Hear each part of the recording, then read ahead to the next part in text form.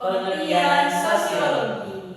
Baik, sebelum pemaparan tentang pengertian sosiologi, kita akan memanggil beberapa narasumber yang telah kita undang. Oke, untuk mempersingkat waktu, kita akan melakukan magic trick untuk memanggil narasumber kita kali ini. Gimana tuh? Caranya kita akan menghitung dari 1 sampai 3 ya untuk memanggil mereka. Langsung saja kita mulai. 1, 2, 3. Oke, ini dia narasumber kita yang telah kita undang ya. Oke, sebelum pemaparan tentang materi, kita akan berkenalan dulu dengan ketiga narasumber kita. Yang narasumber kita yang pertama yaitu, halo, saya Asma. saya Elia. Halo, saya Amelia. Oke, itu dia ketiga narasumber kita. Gimana kabar kalian hari ini? Baik banget. Baik banget hari ini. Kadang-kadang baik.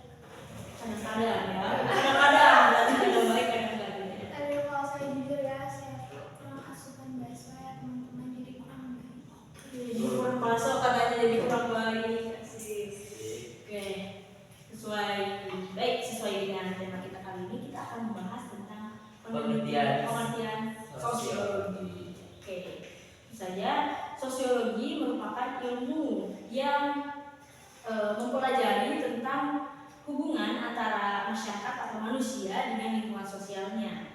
Adapun beberapa definisi yang disampaikan oleh para ahli yang mana saya tahu dari Max Weber, yaitu definisi sosiologi adalah studi pengetahuan yang menjelaskan tentang tindakan sosial dalam masyarakat.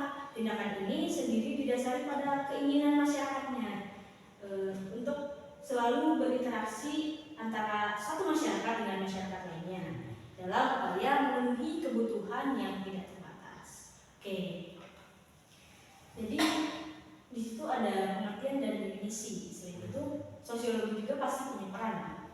Oke, Asila, saya bertanya, apa peran sosiologi yang kamu ketahui? Yang aku tahu cuma 2 ya. Yang pertama sebagai ahli riset, berfokus pada pengumpulan dan penggunaan data, melakukan riset ilmiah tujuannya untuk mencari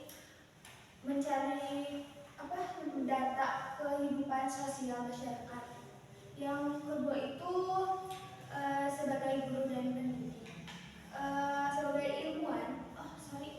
Maksudnya yang praktisi yang saya tahu itu sebagai ilmuwan terapan yang harus memperhatikan nilai-nilai budaya dan karakter kelompok yang dibahasnya karena keduanya merupakan nilai ideal. Itu aja sih. Oke, itu ya. Mungkin ada juga penjelasan ya dari peran sosiologi itu. Oke, baik ya. Selain peran juga pasti ada objek.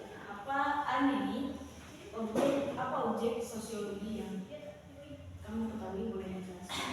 Di sini saya akan menjelaskan tentang objek ada 2, yaitu objek material dan objek normal.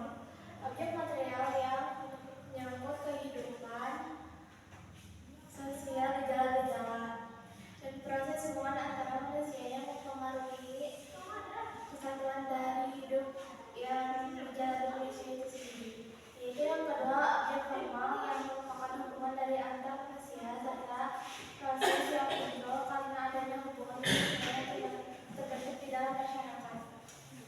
Selain peran dan objek, sosiologi juga pasti memiliki ciri-ciri.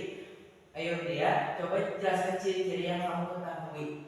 Ciri-ciri yang saya ketahui itu cuma 2 ya. Yang pertama itu empiris, yaitu tidak spekulatif, hanya menggunakan akal sehat. Kalau yang kedua itu teoretis, di mana berusaha menyusun observasi dari hasil-hasil observasi. Itu aja sih yang saya ketahui.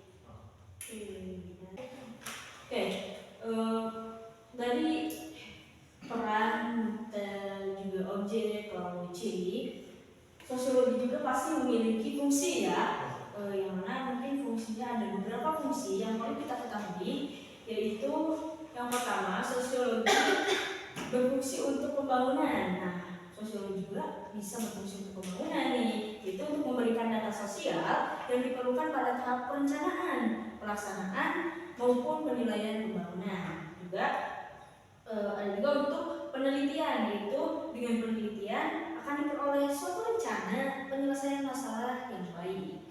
Dan juga yang ketiga yaitu untuk advokasi kebijakan, di mana berfungsi sebagai basis data dan sumber keberlangsungan advokasi kebijakan dalam isu-isu publik seperti pemberdayaan masyarakat guna ataupun konflik horizontal masyarakat. Oke, dari peran objek serta ciri dan fungsinya dapat kita simpulkan bahwa sosiologi itu mempunyai peran penting ya, penting sekali dalam kehidupan kita dalam bermasyarakat. Mungkin kalau kita tidak mempelajari ilmu sosiologi, kesosialan kita juga kurang gitu ya, bisa dibilang kurang.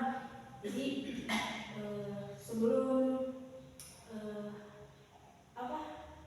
kita tutup juga ada yang perlu kita ketahui, yaitu Bapak Sosiologi. Ada Bapak Sosiologi, ada yang di Indonesia atau di dunia. Saya ingin tahu siapakah Bapak Sosiologi dari Indonesia pada akhirnya. Bapak Sosiologi Indonesia itu Bapak Selo Somadjan. Bapak Selo Somadjan. Ya.